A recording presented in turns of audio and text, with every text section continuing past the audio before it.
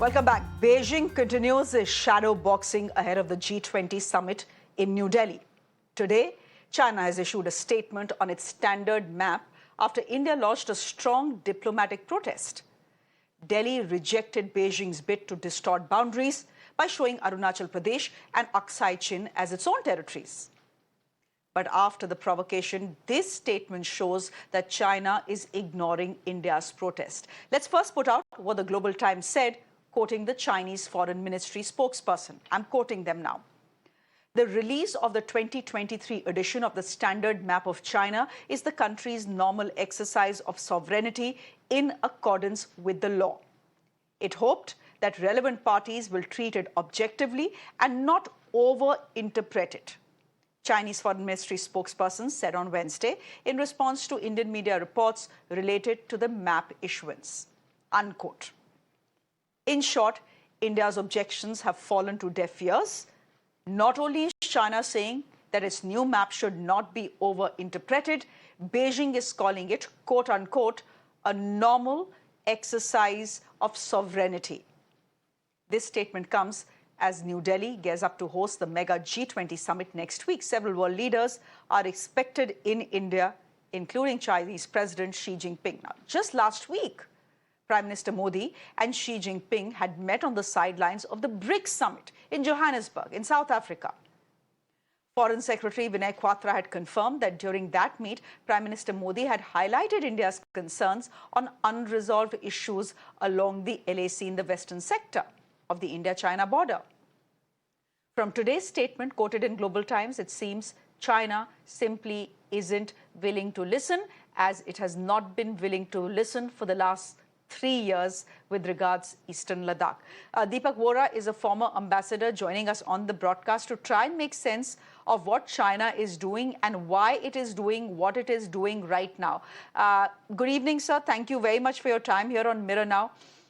Can I ask you why China is upping the provocation?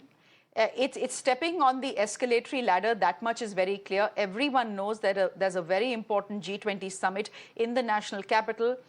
Why would you do it when your president is slated to attend that meeting? Thank you very much, ma'am. Always a pleasure to be on your channel. By the way, you are brilliant. The way you put across things, I have to learn from you. I'm right now in New York. It's 9 o'clock in the morning, and it's 19 degrees Celsius. I'm wearing the tracksuit. Just come back from my exercise. The question, why would China do it at this point of time? Because China is stupid.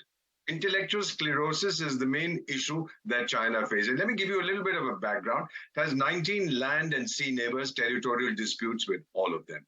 It talks of win-win, which basically means heads I win, tails I win. Some years ago, they had a meeting with ASEAN foreign minister, and this Bang Mi or Yang Mi or whatever that chap's name is, the foreign minister, he told the ASEAN fellows that don't you dare question my sovereignty, maritime sovereignty, because you are little rats and I'm a big fellow, and that's a fact. So China has been doing this consistently. Philippines, he goes and embraces that the former boxer president says, I love you. The other fellow says, I love you. And 2023, they are throwing water. They're trying to shoo away a Philippines boat. You know, this kind of thing, China has been practicing cartographic aggression against India, 1950s, invaded us in 62, 2020, etc. What the issue here is, ma'am, one ancient biblical name for China is Sin, S-I-N. Its inhabitants are the people of the land of sin. Mark my words, it will soon set up a separate unit within the Communist Party to make laws for Arunachal Pradesh. Now, and he talks with Prime Minister Narendra Modi about improving relations, then goes ahead and publishes this map. Look at it very carefully. I don't know if you've seen the map. It's got a little dot that might be the moon. So Chandrayaan 3 is actually transgressing China's sovereignty. China is stupid, ma'am. I just want to quote something. And you'll forgive me if I'm totally blunt, because this is what George Patton had said about Field Marshal Erwin Rommel. 1942, the Battle of Tunis, as General George Patton's tanks were decimating Rommel's panzers.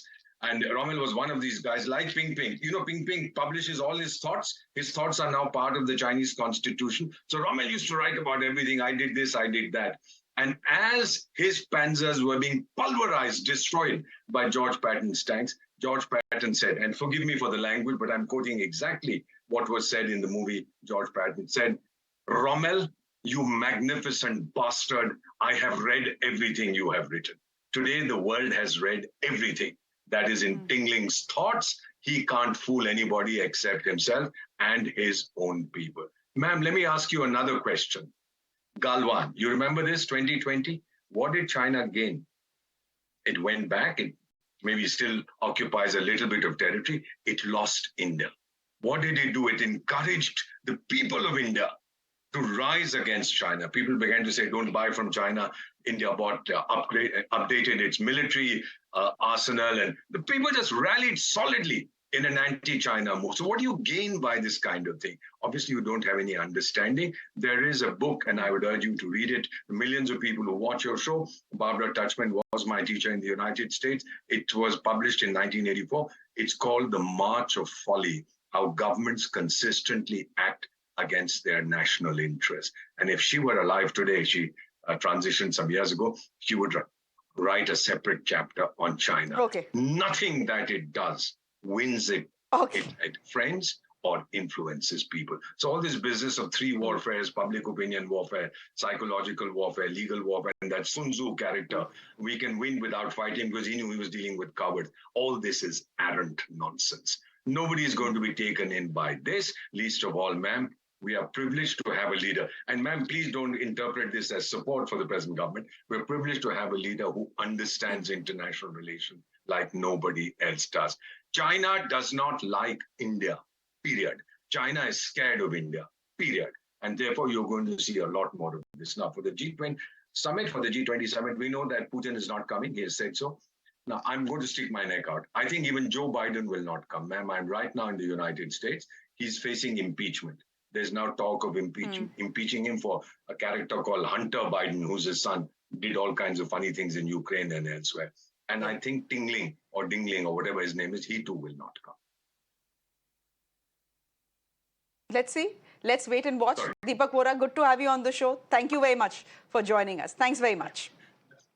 That's it. Let's